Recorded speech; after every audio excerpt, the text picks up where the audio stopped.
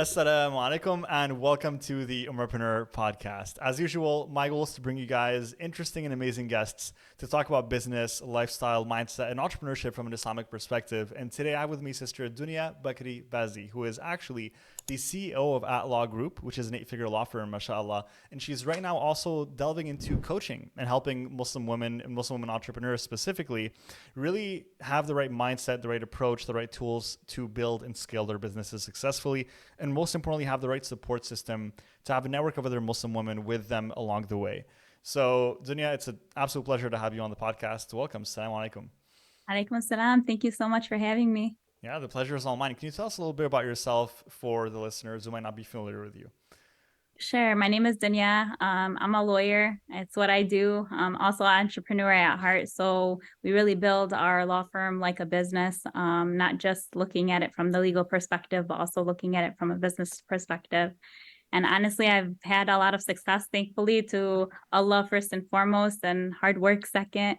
And just want to share kind of what I've learned through this journey with as many people as I can, and specifically Muslim women entrepreneurs, as I feel like they don't have a good community of individuals who are supporting them. So, kind of looking at this phase of my life to be able to pour back into that community, I think is really cool and That's meaningful amazing. for me.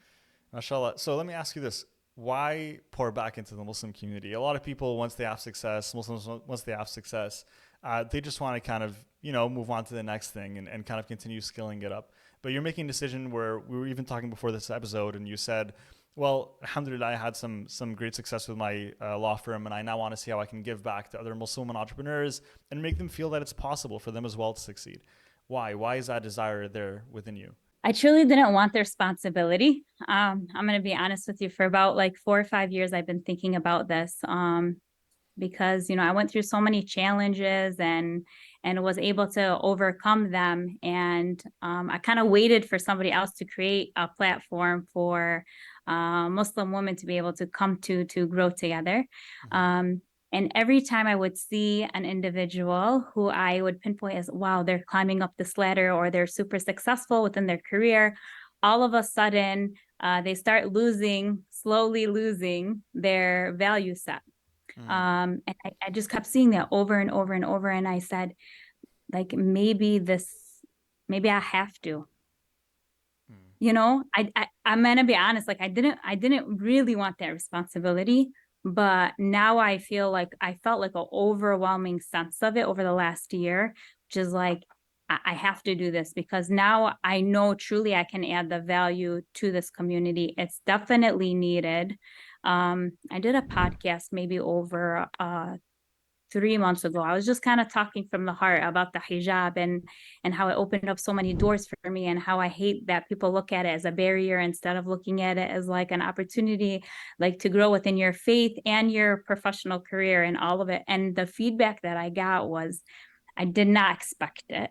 And then that kind of solidified it for me. Like I need to do this. Like Allah's giving me a sign that maybe this is the path I need to take. So I think it's so important to have religion as the foundation to anything that you do, and then build off of it. Mm-hmm. My partner Jalal Mughniya has a 5 vertical framework that he talks about, which is like religion at the foundation, but you still need your social, intellectual, financial, spiritual, means of living. All of those things are important, but make religion the foundation. That's why I gravitate towards you and your content and kind of what you're talking about, because through the teachings of Islam, we really do have the playbook. Just Mm-hmm. build off of it, Mm-hmm. So SubhanAllah. Yeah, no, definitely. Thank you for sharing. And let me ask you this, because when someone looks at another individual, especially another in this scenario, Muslim hijabi woman that has essentially achieved a certain level of success, and I talk about material success. So, mashallah, with your business doing as well as it is now, that makes them feel like, you know what, as you mentioned earlier, it is possible. Like if someone else is doing it and that person looks like me, then maybe I can do it too, right? It's one thing to see someone else achieving a milestone um, that might not be part of your community or might look different than you. But when you see someone that looks like you, that has the same values, uh, that goes on to achieve an amazing milestone. It makes you believe that you can do it. So let me ask you this for you, Dewnya, because for people like yourself, and even for me, for the initial few years of my entrepreneurial journey, there wasn't really such a thing as Muslim entrepreneurs. It wasn't really a thing. So who were you pulling inspiration from, and how did you keep going in the moments where you felt like you wanted to give up and like maybe you weren't meant to do this because it was so hard? So obviously, there's so many people in my life who I pull inspirations from. Like we stand on the shoulders of giants, and we should never forget that.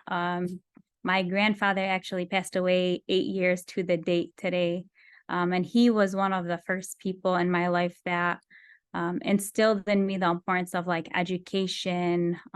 They called me the Muhammad in the family, the attorney in the family since I was 6 years old. So he was a huge like supporter in my life. And when he passed, it was really a struggle because like the firm was just starting, so Mm-hmm. he never got to see this.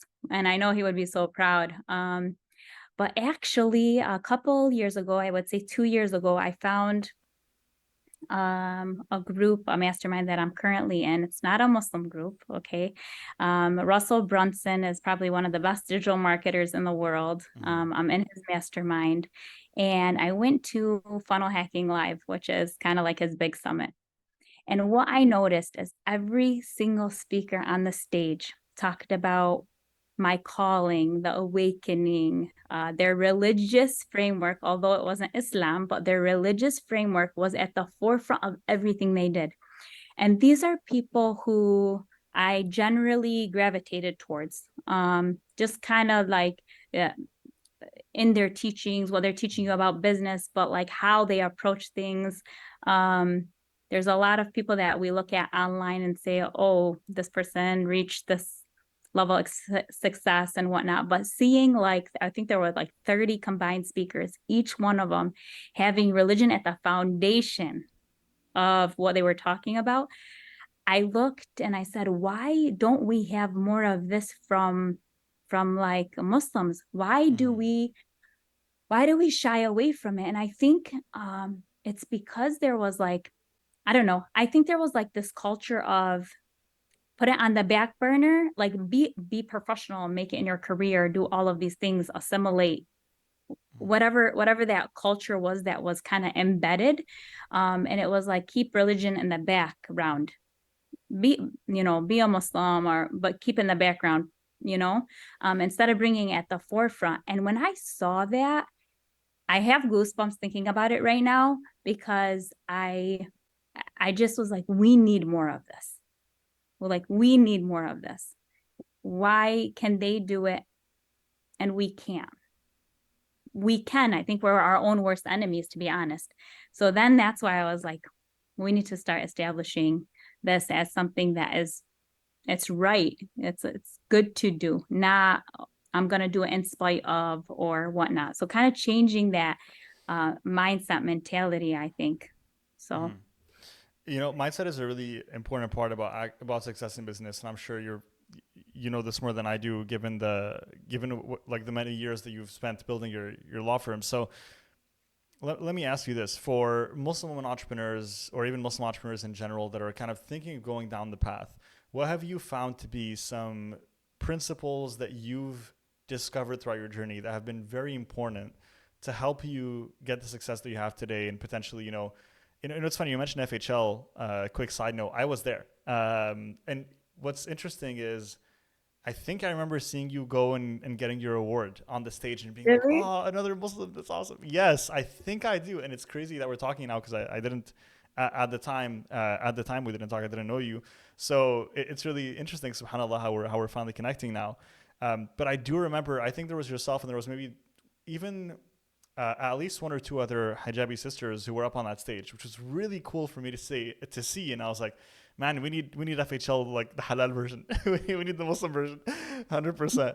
we'll do it together. 100%. We have to, inshallah. But what are some principles that you felt like enabled you to get to the point where you did receive the award on that stage? What are some principles that you followed in your business that for you were the ones that moved the needle? That's a good question because there's so many different things. So I think first is just creating that core value framework. What is I so many people talk about it, but nobody really does it within their business. I talk to people that are crazy successful and I ask them what their core values of their business are, and they can't tell me, or they're just so generic. We like dove really deep on like what are our core values, what do we care about, um, which leads us to what people are we surrounding ourselves with within our company, what clients are we taking. I think that's one of the things. So ours are beast, gem, dog, champ. The beast is the person who is going to never quit. Like you reach a goal, there's always another one. So you're always going to the next level. There's never going to be an end to it. The gem is innate human goodness. So that goes back to like your moral beliefs. Like you always want to leave a room and never worry that the person in the other room is going to like stab you in the back because everyone around you is just good, innate human goodness. And then the dog is the person that's just going to get the work done. So you're never going to leave your list undone. So if I have things that need to get done, I'm going to stay up until dawn to get them done, or I'm going to wake up really early to make sure that they're done before the day starts. You're never going to leave anything on your plate that's not done. And then the champ is the person who is going to uplift everyone around them while they're growing. So not so much you're going to uplift everyone around you, but tear yourself down or bring yourself down, because if you're a giver, you tend sometimes to do that. You bring yourself down so somebody else feels better about themselves. That's not what we want. We want you to grow, but we want you to bring everyone else with you and uplift them. So I think when we got real serious about our core values, that was a huge turning point for us. I also think that learning from people who have been there before, where do you want to go? Where do you want to be in 10 years? Look at that person who's already there and follow their framework. You don't have to innovate. Why would you? I fell on my face so many times. I can't tell you how many times. And it's simply because I really didn't have anybody in my space who I can look to or who would offer me the opportunity to learn from. And that's kind of why I'm so passionate about teaching and sharing and just giving, because nobody gave me the same opportunity I felt throughout my like beginning part of my career. So that would be the second piece of it. And then I think the third piece was like, create depth, not width. So really niche down and create extreme depth into what you're doing. You'll get easily distracted by a crazy amount of opportunities, especially when you're a good entrepreneur. Like when you're a good entrepreneur, you are able to see the opportunities in front of you. And like my eyes light up because like I just said that and I looked out my windows and I just saw a crazy ton of opportunities. But being disciplined enough to know like it's not the time for this right now. Like I need to build depth within what I'm doing. And then if this leads to this, then we'll move on. But once I've created depth or created the team to be able to handle it. So one thing that I love to do is I love to get experts in the field and then build teams around them, because then it creates depth in different verticals. So I can grow width-wise, but I'm not losing the depth. Mm. You know?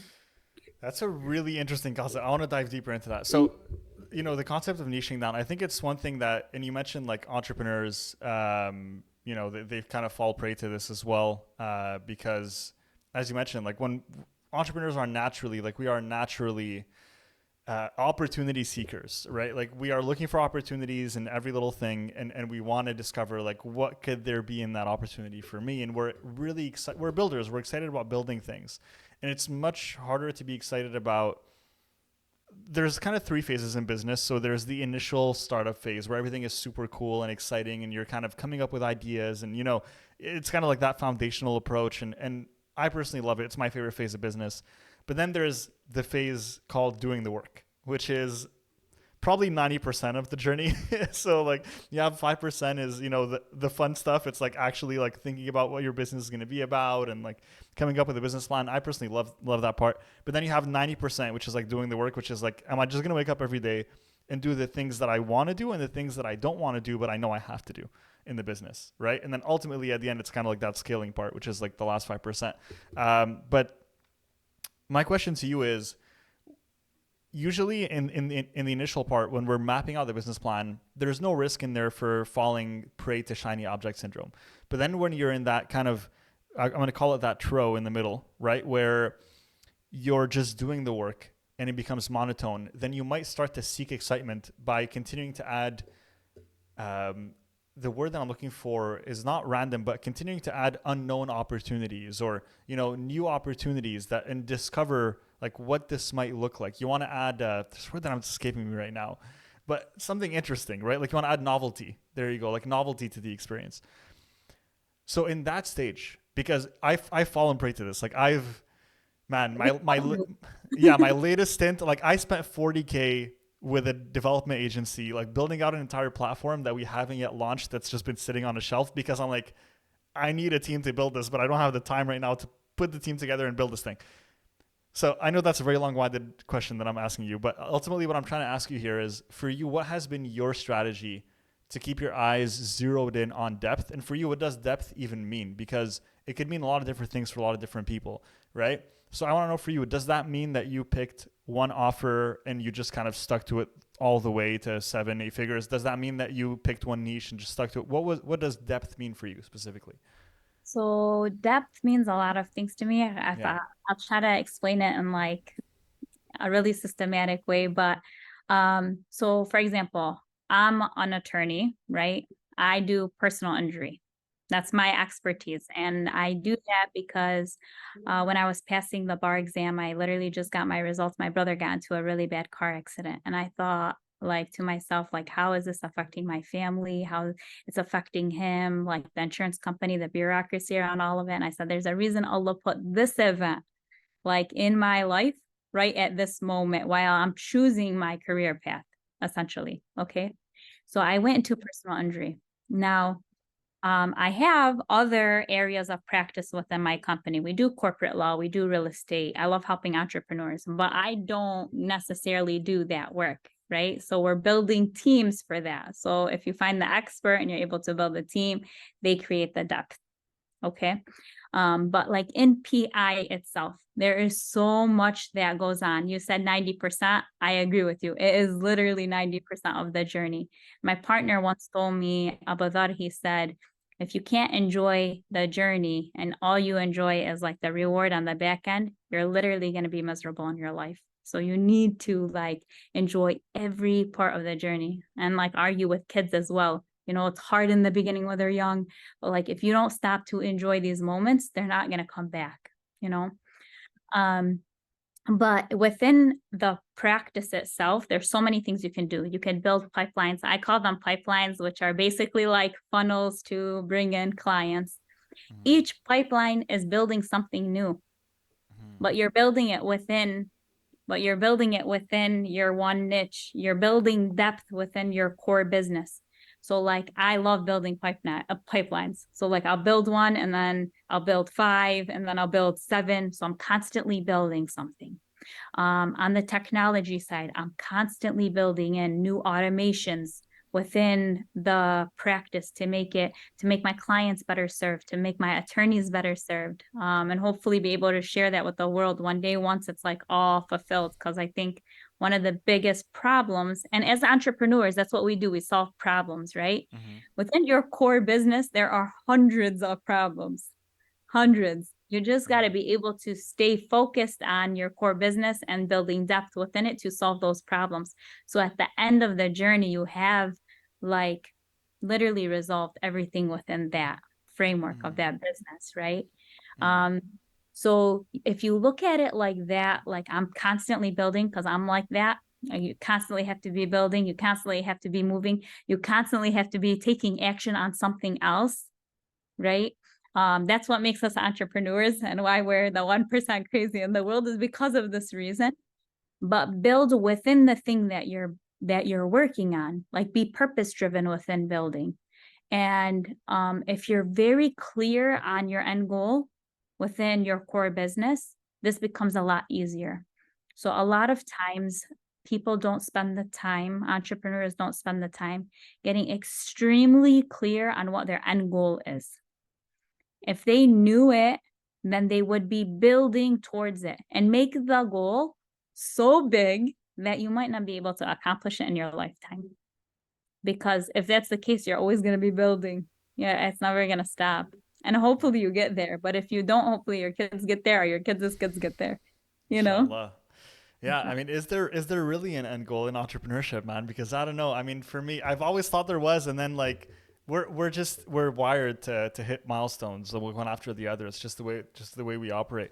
But at the same time, like for me in my own personal journey, for example, one thing that I've had trouble really figuring out is what is the ideal balance between grind mode and like actually making time for work life balance, or as you mentioned, enjoying those moments, or potentially like approaching it in a way where I know there's this mountain of work that needs to be done. I'm excited to get it done, but I know that if I continue to do that day after day after day, I'm gonna get to a point where I burn out, and that's happened to me a lot actually. So I'm curious if you found like a cadence or pace that works for you, or if you can even tell not even just the listeners, but you can tell the workaholic in me that it's okay if you're not working like 12-hour days every day. Like I want to know what your approach is. I'm a really bad person to ask that question of, but I Mm, can tell you there are two things that have worked really well for me. mm, One, um, when you are able to truly, they talk about this like kill the hustler, right? You're never going to kill the hustler. You're just going to hustle differently. So when you are really able to take yourself from the person who is grinding and doing the actual work within your business and go up a notch to be either like the CEO or like you are the visionary, but sometimes you're like the visionary and the integrator and the doer and the everything. When you're able to kind of take yourself and go to the next level where I create the team, they're doing the work. I'm the visionary. I'm either, you're probably going to go in management role and then you got to kill the manager. Then you got to go to kind of the CEO role. You buy back your time. You truly, truly do, because you're not in the grind of the day to day. You're in the grind of the mental. Where are we going? What's the best opportunity? What do I see in front of me? Um, you know, and it's very different. So I work a lot. I still work a lot. But I love what I do, but I'm working much differently. So like I'm at every basketball game for my kids. They're 8 and 7, and they're like in the middle of the day from 11 to 1, like bus time, right? So but I'm there every single time, and it's cool because I'm able to do that. But if I was Dewnya of 4 years ago, there's no way I would have been able to leave my office for 2 hours during the day to go there. And I think that was a big thing. And then I would say the second thing is you said work-life balance, and I would adjust it just a little bit. And I call it work-life integration. So it's not a work-life balance. What does that mean? My life is my work and my work is my life, right? Like I never, like, I couldn't wrap my head around that concept. So like me and my husband are really big on like work-life integration. So if we're doing something, we're involving our kids. So like I have a big problem at work. I go and I talk to my kids about it. I'm like, here's what happened. And honestly, 99% of the time, they have the answer. Because they're shooting straight, no emotion, nothing. They're like, oh, then you just got to do this. Like, dumb, and then they put me in check.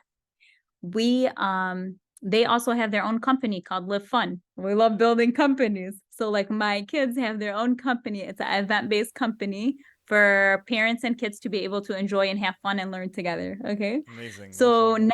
now it's so cool. So like instead of spending our time on like other things that like for me were really hard at one point. So my husband was in corporate America first. When we used to go on vacations, you might feel this way, I don't know. But when we used to go on vacations, I used to like have a really hard time. Mm, I would have mm, if my laptop was not on my lap while they were in the pool and I was doing something, I really struggled. Like I was like, I felt like it was wasting time. Although I hate to say it like that's not wasting yeah, time when you're with your family, but like your mind is yeah. like, it's working differently. Mm-hmm. So minor adjustments, like I listen to Audible now. Like I'll listen to a book while I'm playing with my kids in the pool. or something, if you know what I mean, if we're on vacation, or I need to keep my mind busy. So like tiny adjustments where you're not taking away from your children or from your life or from your friends or social life, you're integrating them. And sometimes your circles don't get it, and then you need to adjust your circles, you know. And that's kind of like probably another topic that we can talk about, but it's a hard part. But I definitely feel like those are the two things. Once you're able to like kill the worker bee hustler and move into kind of like the CEO mode, the visionary mode, and just truly focus on that, you buy back your time. And then the second piece is work-life Yeah. integration. 100%. Those were some gems right there. Thank you so much for sharing that, Dunya. So let me ask you this, and this is going to be a bit of a different style question. We had a conversation earlier, and you mentioned that you were interested in potentially, having a conversation with me on the podcast and helping Muslim women entrepreneurs, and it's something that you're already working on. So let me ask you this: what is it that you want them to hear? Right? If you could say anything you wanted to on this podcast, and you know that they were going to listen, what would you want them to know? That you can do it, that you can do it, and just think bigger. Um, Why do you want them to know that? Why do you want them to know that they can do it? Is it because you've met a lot of people who the reason why they haven't moved forward is just because the belief is not there? yeah. And the belief is coming from different reasons, but I can't tell you in one day how many people tell me, I don't know how you do it all. I don't know how you have any time. I don't know how you, and I'm like, I don't feel strapped for time. I don't feel like I'm drowning in my work. I don't feel like I don't get enough time with my kids. Like I know I'm spending that time with them. I know. So I'm like that. I must be doing something that is challenging for everyone else, or that they believe is challenging because everyone's been telling them it's so challenging. I talked to a 17-year-old girl yesterday at the mosque, and she was telling me that she wants to be a doctor and she wants to do all of these things, but then she goes back to, but I don't think I can have a family at the same time. I'm like, why would you say that? She's like, everyone told me that. Like, there's no way I can take this career path and do that. I'm like, you have a right to choose like what you want to do, and then just you have to create boundaries for yourself within your work or whatever it is. It might not be exactly what you want. There are sacrifices you have to make in life, but there's a good medium, you know, and Mm. and it wasn't always this easy, it's not easy. Like every part of the journey, there's struggles and challenges. But if you talk to me 5 years ago, I was a different person. If you talk to me 10 years ago, I was a different person. And if you talk to me a month ago, I was a different person. So whenever people tell me, oh, you've changed, I'm like, I have, and I hope I have. I hope I'm constantly growing and improving and getting better. um and I just want to like buy, like if I can buy somebody a decade of their life by telling them, don't fall on your face here, here, and here. Definitely don't do this. I want to do that because I'm literally giving you back the one thing in life that you could never get back. There's no way. That's the Mm. one thing you can never gain Yeah. back time. If I Mm. can literally offer that one service, like, I don't know. I feel like Mm. it would be impactful. Why not just go and retire on a beach somewhere, Dunya? What's the fun in that? I mean, isn't it? Because let me ask. Okay, let me ask you this. Okay, let me ask you this, Danielle. Let's be real, right? When we're running, like, let's say you're going out to put out a marketing funnel, right? Biz up, right? We're talking biz up. The biggest desire that I've received from I've done over I think 500 sales calls, and we have hundreds of survey submissions and forms and whatever. One of the biggest desires that people mention that they want out of building a business is, oh, I want to have like more time, and I want to have like more freedom. And that's generally what you see, like, right, in the business space, like, people, that's what they want. But then when you talk to entrepreneurs, when I'm talking to you, when I'm talking to everyone else, it's no one mentions like, yeah, you know what, the best part about this is like I get to retire on a beach somewhere. Why? What is that change that happens when you actually become an entrepreneur that makes you feel like it's not about the freedom, or like, let's say, just lounging around? So what is it about really then? Why are you doing this? I know I'm asking like difficult questions, but trust me, these are Because important questions that I know my audience is thinking. you triggered so many like thoughts right now for me. if that's your end goal, like if you know that's your end goal, I want to go end up on a beach somewhere. Why haven't you done it yet? Because it's so simple. Literally, just live below your means. Go somewhere that's really hot. Live on the beach. I see people living in their car on a beach all the time. Like that, you always want something that's opposite of what you have. And that's what I've noticed. And I'm like, you don't really want that, because if you wanted that, then why are you working all your life just to get that when you can go get it right now? Right. Right? Like, 100%. if that's what you really wanted. And if that is truly what you really want, listening to the podcast, go do it right now. Like, you don't need a lot to live like that, right? Mm. It's beautiful to see people who are completely content living on the ocean, doing their thing because that's what they want, and they're not seeking anything out. They're content with it. Cool. That's all you.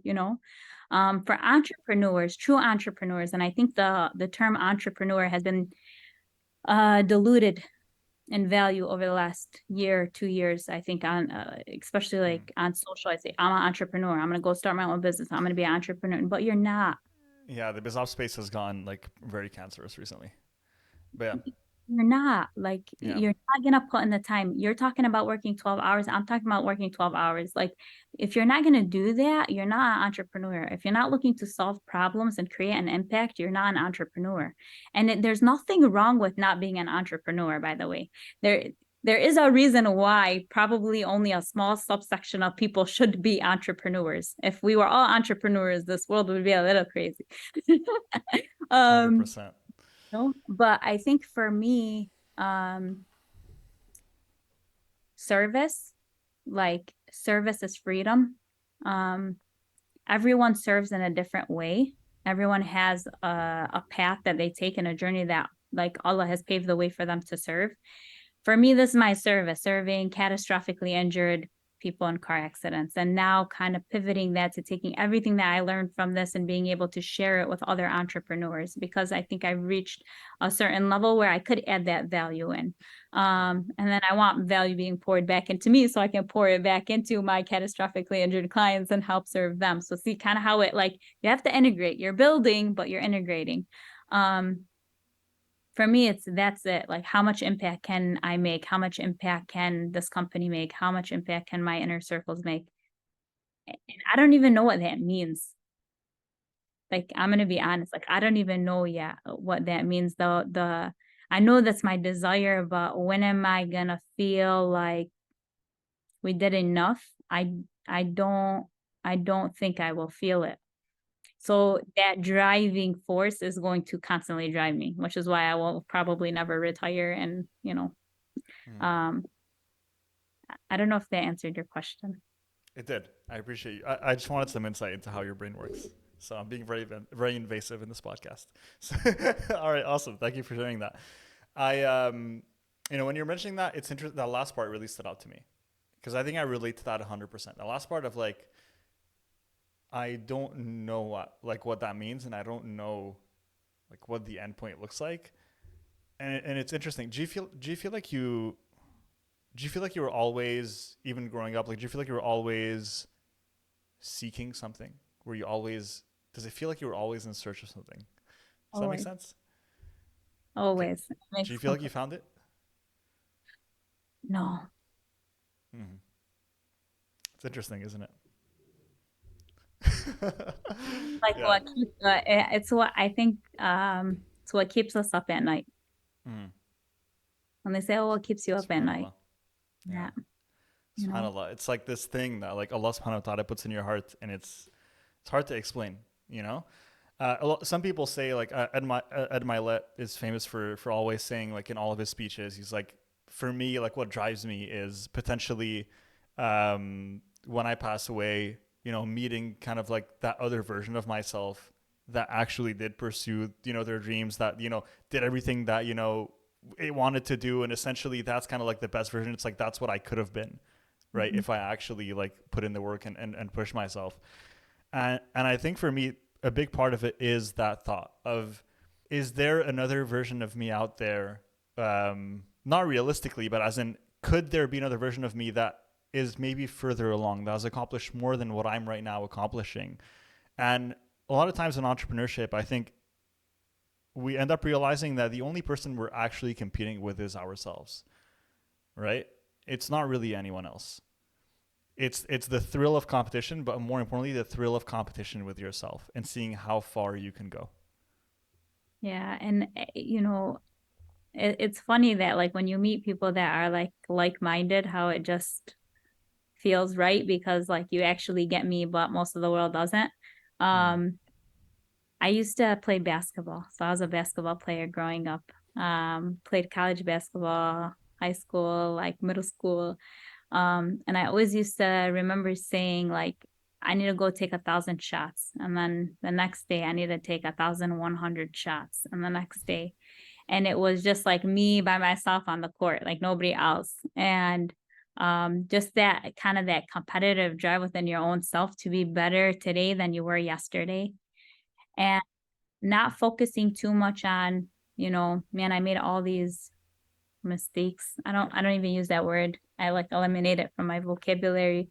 But like we we do so many things that we would have done differently had we known, but we only know because we've done them or we walked that path or we learned from somebody else. Yeah. Yeah, I don't know. I'll let you know once I figure it out, but I haven't gotten there yet. Yeah, send me a post-it note. I'll append, I'll like, put an edit to the podcast description. We found the answer. I know we're going a little bit over time. I'm going to ask you one final question here that is going to, I think, wrap up this conversation beautifully, inshallah. And this is for anyone that listens that might relate to what we're talking about, that might relate to like that drive within them, the pursuit that they have within them, that they feel like they want to just, build something, make an impact, achieve more, inshallah. How do you deal with sometimes the feeling that creeps in, being an individual that is like this, that I'm not where I want to be, and so that self kind of criticism voice then creeps in, and you're like, well, am I actually a failure, and am I actually not what I hype myself up to be, right? That kind of evil, almost like this satanic waswas, right, in our mind, right, that we know comes from shaitan, where it's kind of like you're not good enough, you could have been doing more, you could have been achieving more, and all that negative self-talk that tends to creep up, and I think that keeps so many people from actually, pursuing their goals and actually actualizing the life that they want. It's a great question. So everyone fears something. I used to say, "Oh, I don't fear. I don't fear. I don't have a fear of failure." I always used to say that. I don't have a fear of failure. And I used to think that was my superpower. I'll fall. I don't care. I'll get right back up. I'm gonna smash my face, a bloody nose. Give me some napkins. I'm good. Right. I used to think that was my superpower.